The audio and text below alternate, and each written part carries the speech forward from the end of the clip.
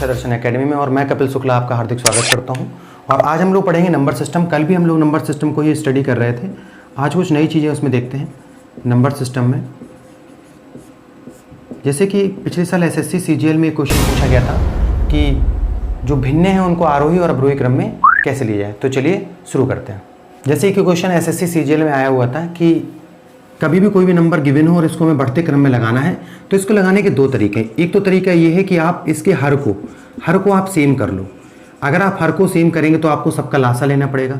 या फिर एक ये तरीका है कि आप ना नंबर को डिवाइड करो। जैसे 4/5 लिखा हुआ है, 7/8 लिखा हुआ है, 6/7 लिखा हुआ है और 5/6 लिखा है। आप ना आप देखो 5 का डिवाइड करो। आप सोचो सब में 0 0 मान लो, सब में 1 1 0 मान लेते हैं। 5 का डिवाइड करेंगे 8 टाइम्स आएगा। 8 का भाग देंगे ये 8/64 और कितना बचा यहाँ पे 6 बचा और 8 7 56 लगभग 0.87 टाइम्स जाएगा। 7 का भाग दो 7 8 56 4 बचा और 7 पना 35 7 पना 35 और ये कितना बचा, ठीक है ये 5 हो गया। 6 से भाग देंगे 6 8 48 8 बार जाएगा और कितना बचा 2 बचा और 6 दूनी 12 या 6 3 18 ये आपका आ गया। अब आप देखो ये 8 है, ये 0.87 है, ये 0.85, ये 0.83। अगर हमें इसे अरेंज करना है तो सबसे पहले क्या आएगा 8 आएगा, यानी कि 4/5 आएगा। उसके बाद क्या आएगा आपका 8.3 आएगा, यानी कि आपका 5/6 आएगा। उसके बाद क्या आएगा 6/7 आ जाएगा। देन आपका क्या हो जाएगा 7/8 आ जाएगा। ये तो वो कॉन्सेप्ट हुआ जब सवाल हमारा आसान है कि हम इसको आसानी से सॉल्यूशन कर सकते हैं। अब हम इसमें दो कॉन्सेप्ट लगाते हैं यहाँ पर। नंबर पहला यहाँ पर क्या है, इसी में एक और तरीका हम लोग लगा सकते हैं। कैसे कि अगर आपसे ये कहा जाए कि 4/5 7/8 6/7 5/6 है, आप ये चेक कर लो क्या इनके बीच का जो डिफरेंस है, इनके बीच का जो डिफरेंस है क्या वो सेम है। आप देखो 4/5 में 1 का डिफरेंस, 7/8 में 1 का डिफरेंस, 6/7 में 1 का डिफरेंस और 5/6 में 1 का डिफरेंस। अगर डिफरेंस सेम है, आपको दो टाइप यहाँ पे चलना है। नंबर पहला कि जो अंतर है वो समान है, अंतर समान है, एक तो ये तरीका हो गया। और दूसरा क्या आएगा यदि अंतर समान नहीं है, यदि अंतर समान नहीं है। ये दो तरीके आप कहेंगे। अगर अंतर समान है तो हम इसको कैसे करेंगे, अगर अंतर समान है तो हम इसको ऐसे करेंगे कि आप देखिए यहाँ पे 4/5 है, 7/6 है, 6/7 5/6 है। अगर अंतर समान है तो जो नंबर छोटा है वो पहले लिखा जाएगा। आप बताओ 4 7 6 5 में छोटा नंबर क्या है 4, तो पहले 4/5 आ जाएगा। फिर क्या आएगा 5 है तो 5/6 आ जाएगा। फिर क्या है 6/7 है, 6/7 आ गया। फिर 7/8 आ गया। यही हमारा उत्तर है। आई होप आपको समझ आया होगा। देखते हैं एक और क्वेश्चन इसी पे। जैसे कि क्वेश्चन आपके बोर्ड पर दिया हुआ है, इसमें भी आपको दो चीज़ें पूछी जा सकती हैं। या तो आपसे ये पूछा जाएगा इसमें बड़ी भिन्न बताओ, बड़ी भिन्न आपको बतानी है। दूसरा ये आपसे कह सकता है छोटी भिन्न बताओ, छोटी भिन्न कौन सी है। तीसरा आपसे कह सकता है आरोही क्रम में इसको लगाओ। आरोही मतलब होता है असेंडिंग ऑर्डर, यानी छोटे से बड़ा। चौथा आपसे कह सकता है अवरोही क्रम में लगाओ। अवरोही मतलब होता है बड़े से छोटा। ये 4 तरीके आपसे पूछे जा सकते हैं।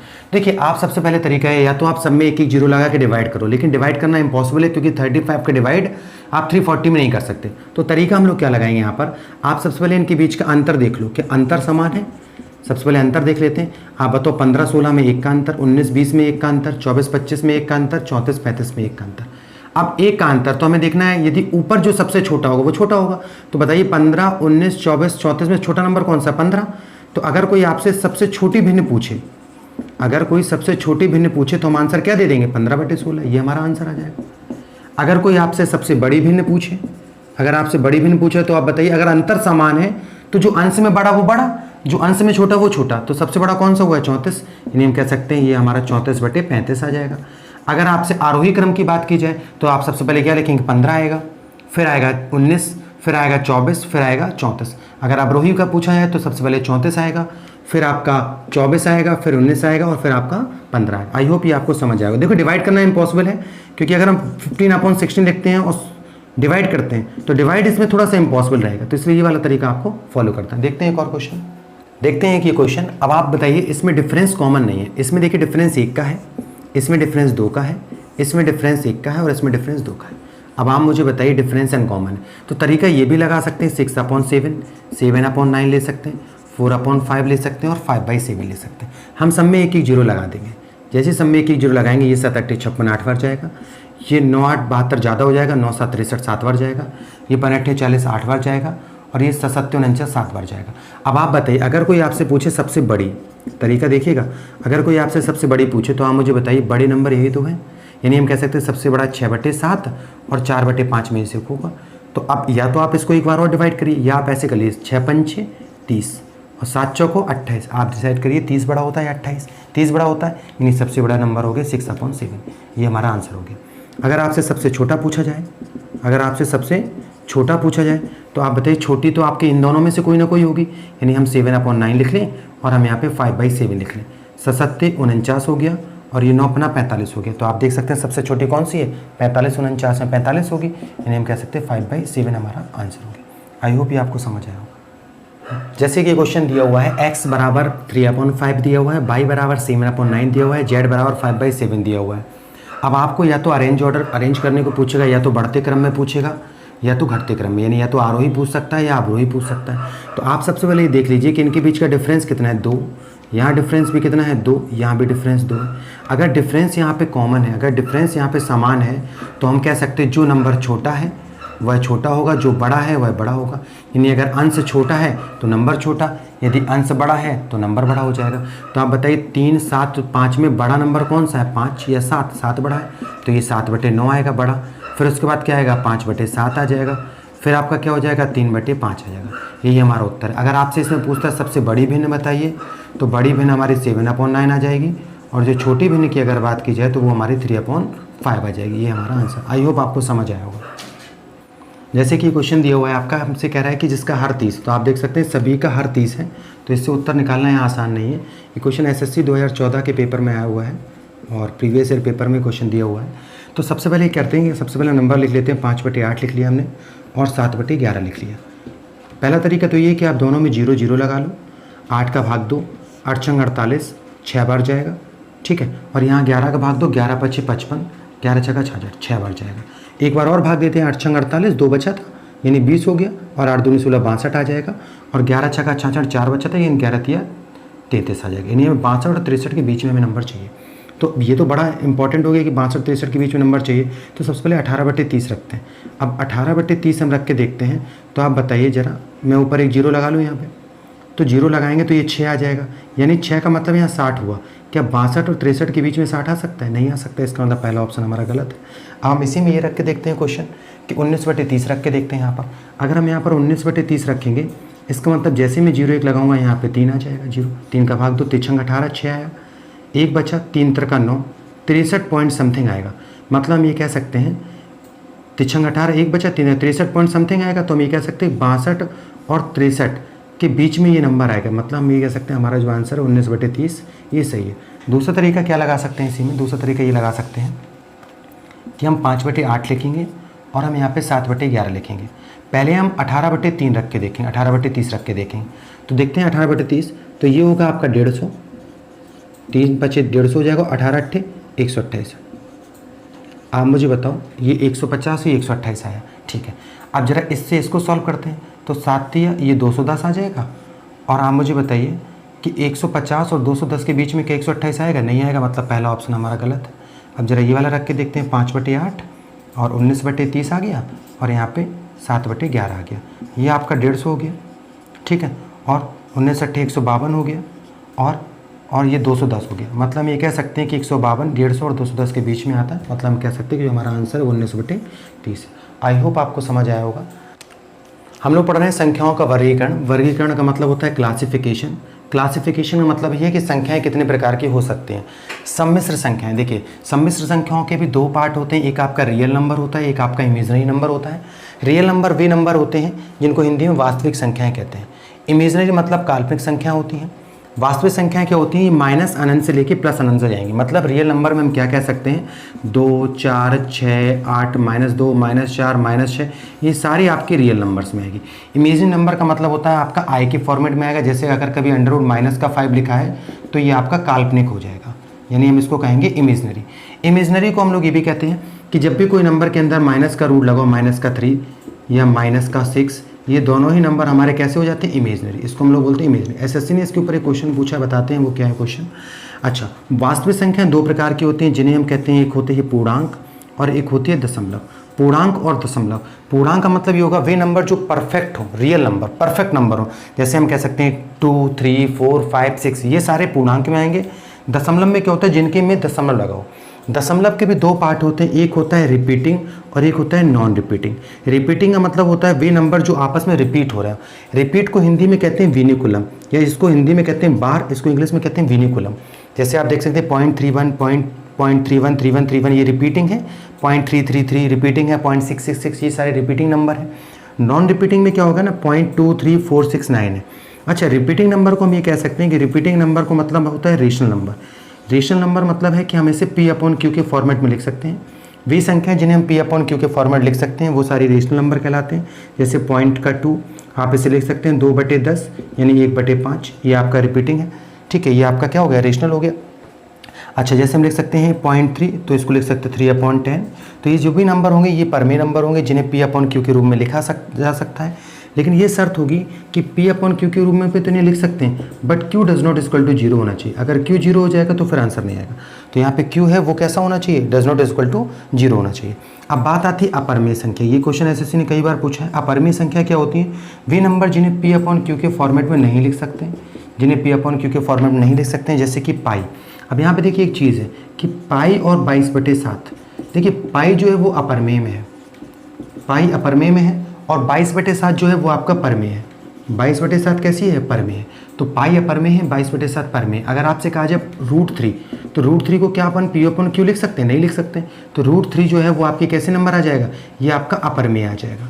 लेकिन अगर कोई आपसे पूछता है √64 और √63 दोनों में क्या डिफरेंस है, तो √64 को हम लोग 8 लिख सकते हैं और 8 को हम लोग 8/1 लिख सकते हैं, मतलब ये आपकी परमेय बन जाएगी। क्या √63 को आप लिख सकते हैं, नहीं लिख सकते। तो ये √63 आपकी कैसी हो जाएगी, अपरमेय हो जाएगी। मतलब हम ये भी कह सकते हैं कि वे नंबर जिनके रूट ओपन हो सकते हैं, जैसे अगर कोई आपसे पूछे √3 और √9 में दोनों में बताइए क्या है, √3 आपकी अपरमेय हो जाएगी और √9 को लिख सकते हैं 3, इसको 3/1 लिख सकते हैं, तो ये आपकी परमेय हो जाएगी। मतलब वे संख्याएं जिनके रूट ओपन हो सकते हैं वे सारी परमेय हैं और जिनके रूट ओपन नहीं हो सकते वे सारी अपरमेय। जैसे अब आपसे ये पूछा जाए कि √3 और √5, √6 और √9 में कौन सी परमेय है, तो हम कह सकते हैं √3 का रूट तो ओपन होगा नहीं, √5 का भी नहीं होगा, √6 का भी नहीं होगा, लेकिन √9 का हो सकता है। तो हम कह सकते हैं √9 जो हमारी वो कैसी है, परमेय है। मतलब वे नंबर, जैसे अगर मान लीजिए यहाँ पे मैं लिख दूँ 81 और यहाँ पे 80 लिख दूँ, तो 81 परमेय हो जाएगी और 80 आपकी अपरमेय हो जाएगी। अब देखिए इसी में आपका आता है पूर्णांक। पूर्णांक में भी दो प्रकार होते हैं, एक होता है आपका धनात्मक पूर्णांक, एक होता है आपका ऋणात्मक पूर्णांक। धनात्मक पूर्णांक में वे नंबर आते हैं जैसे कि 1, 2, 3, 4 अप टू इनफाइनाइट जाएगा। ऋणात्मक पूर्णांक में आएगा -1, -2 अप टू इनफाइनाइट जाएगा। अब देखिए आप यहाँ भी मैंने 0 नहीं लिखा और यहाँ भी मैंने 0 नहीं लिखा, मतलब 0 ना तो धनात्मक है और ना ही ऋणात्मक है। हम कह सकते हैं 0 ना तो धनात्मक पूर्णांक है ना ही ऋणात्मक पूर्णांक है। देखिए पूर्णांक के दो पार्ट होते हैं, एक पार्ट आपका होता है समपूर्णांक और एक पार्ट होता है आपका विषम पूर्णांक। समपूर्णांक में वे सारे नंबर आएंगे -अनंत से +अनंत तक, और विषम में -अनंत से +अनंत तक आएंगे। लेकिन अब बात आई कि 0 कैसा है, 0 समपूर्णांक है या विषम पूर्णांक, तो ध्यान रखना 0 हमेशा समपूर्णांक है। सबसे पहली बात तो हम ये समझ गए कि 0 जो है वो ना धनात्मक है ना ऋणात्मक है। लेकिन पूर्णांक की अगर बात की जाए तो 0 जो है वो कैसा पूर्णांक है, समपूर्णांक है। रिपीटिंग नॉन रिपीटिंग में भी आपको कंफर्म हो गया कि रिपीटिंग नंबर को हम लोग विनिकुलम नंबर बोलते हैं, विनिकुलम, इसको विनिकुलम बोलते हैं। जैसे लिखा हो 0.31 का बार, तो आप इसको लिख सकते हैं ना 31/99, तो इसका मतलब ये परमेय हो जाएगी। अगर लिखा है 0.63 का बार, तो आप लिख सकते हैं ना इसको 63/99, तो ये आपकी ये भी आपकी क्या हो जाएगी, परमेय हो जाएगी। मतलब जितने भी नंबर विनिकुलम फॉर्म में होंगे वो सारे परमेय होंगे, जो विनिकुलम फॉर्म में नहीं होंगे वो अपरमेय होंगे। विनिकुलम फॉर्म क्या होती है, जब रिपीट करें, जैसे आपसे कहा जाए कि आपको 10 का डिवाइड करना है, जैसे मैं यहाँ ले लेता हूँ, जैसे आपको 3 से भाग देना है 10 में, तो 3 से भाग दो, 3 3 का 9 आया, यहाँ पे 1 आया, फिर दशमलव आएंगे, फिर 3 3 3, फिर 3 3 9, मतलब हम कह सकते हैं 3.33333 आता रहेगा ना, कब तक, इनफाइनाइट तक। तो ये रिपीटिंग है ना, रिपीटिंग है तो ये कौन सी होगी, परमेय होगी। अगर ये रिपीट नहीं होती तो ये कौन सी हो जाती, अपरमेय हो जाती। आई होप ये आपको समझ आया होगा। इसका डिस्क्रिप्शन ये, आगे और भी क्वेश्चन देखते हैं। चलिए देखते हैं अगला क्वेश्चन। जैसे कि ये क्वेश्चन दिया हुआ है, ये एसएससी ने पूछा है क्वेश्चन, एसएससी के मेंस में आया है ये क्वेश्चन। अब आप देखो -16 दिया है यहाँ पे और -√9 का मान दिया गया है। अब कई लोग ये सोचते हैं कि इसका मल्टीप्लाई कर देंगे 16 नंबर 144, माइनस माइनस प्लस हो जाएगा और इसका उत्तर 12 आ जाएगा। बट ये आंसर नहीं है इसका ये उत्तर नहीं है, क्योंकि ये जो आप देख सकते हैं ये माइनस लगा हुआ है। माइनस का मतलब ये हुआ कि ये जो संख्या है ये इमेजनरी है, इन्हें हम इमेजनरी या काल्पनिक संख्याएं कहते हैं। यानी कि आपको पता है कि i² का वैल्यू -1 होता है, i² का वैल्यू -1 होता है, यानी हम इसको लिख सकते हैं कि √16, यानी हम इसको लिख सकते हैं 16 का i² और इसको हम क्या लिख सकते हैं, इसको हम लिख सकते हैं 9 का i²। ठीक है, यानी जब ये आएगा तो क्या आएगा 16 और 9 कितना आएगा, अंडरवुड आपका आ जाएगा 144 आ जाएगा और क्या हो जाएगा i²। अब इसको सॉल्व करेंगे तो ये क्या हो जाएगा, ये आपका 12 हो जाएगा, यानी -12 इसका उत्तर हो जाएगा। ये इसका तरीका रहेगा। आई होप ये आपको समझ आया होगा। जैसे कि क्वेश्चन दिया हुआ है आपका -16 और -9, लोग इसको कैसे लगाएंगे, -16 मल्टीप्लाई कर दिया उन्होंने, माइनस माइनस प्लस आ गया 144 और इसका उत्तर 12 आ गया और ये आपका आंसर गलत हो गया। इसका मतलब ये हुआ कि माइनस रूट के अंदर माइनस है तो ये इमेजनरी हो गए। इमेजनरी का मतलब ये होता है i² की वैल्यू -1 होती है, ये ध्यान रखिएगा। इमेजनरी मतलब जब भी रूट के अंदर माइनस आएगा तो वो इमेजनरी नंबर बनेगा और i² की वैल्यू क्या होती है, -1 होती है। यानी मैं इसको अगर लिखना चाहूँ तो इसको क्या लिखूँ, इसको हम लिखेंगे 16i² और इनटू इसको हम लिखेंगे 9i²। इसको हम लिखेंगे, सॉल्व करेंगे तो ये 4i आ जाएगा और ये आपका 3i आ जाएगा। अब जब आपस में मल्टीप्लाई करेंगे तो क्या आ जाएगा, 12i² आ जाएगा और i² की वैल्यू -1 होती है, यानी हम कह सकते हैं -12 हमारा आंसर। आई होप ये आपको समझ आया होगा। देखिए इमेजनरी ये ध्यान रखना कि जब भी रूट के अंदर माइनस आ जाए तो वो इमेजनरी नंबर बनता है। सीधे सीधे भी इसको कर सकते हैं, 16 नंबर 144 तो आपका उत्तर 12 आ जाएगा। एसएससी ने जब ऑप्शन दिए थे तो इसमें आंसर 12 भी गिवन था, बट वो सही तरीका नहीं। आप माइनस लगा हुआ है तो आप उसको i² के फॉर्मेट में चेंज करेंगे, फिर यहाँ भी आप i² के फॉर्मेट में चेंज करेंगे, इसका रूट खोलेंगे तो ये 4i हो जाएगा और ये आपका 3i हो जाएगा। मल्टीप्लाई करेंगे तो ये 12i² हो जाएगा और यहाँ से हमें पता है कि i² की जो वैल्यू होती है -1 होती है, या वी कैन से -12 हमारा आंसर होगा। आई होप आपको समझ आया होगा। जैसे ये क्वेश्चन दिया हुआ है 2 + 3i और 2 - 3i, हमें पता है कि i लिखा है, इसका मतलब ये क्वेश्चन इमेजनरी क्वेश्चन है। अब आप बताइए इसको, मैं अगर कभी आपसे पूछा जाए 1 + i का संयुग्मी बताना है तो इसका संयुग्मी होता है 1 - i। ये ध्यान रखिएगा, किसी का भी संयुग्मी जस्ट उसका अपोजिट होगा, अगर प्लस है तो माइनस होगा, माइनस है तो प्लस होगा। आप मुझे बताइए इसको मैं a लिख लूँ और इसको मैं b मान लूँ, इसको भी मैं a और b मान लेता हूँ। अब a और b दोनों भी मैंने मान लिया। अब आप बताइए a + b और a - b अगर सॉल्व किया जाए तो a² - b² होगा, यानी इसका स्क्वायर 4 होगा और इसका स्क्वायर हो जाएगा 9i²।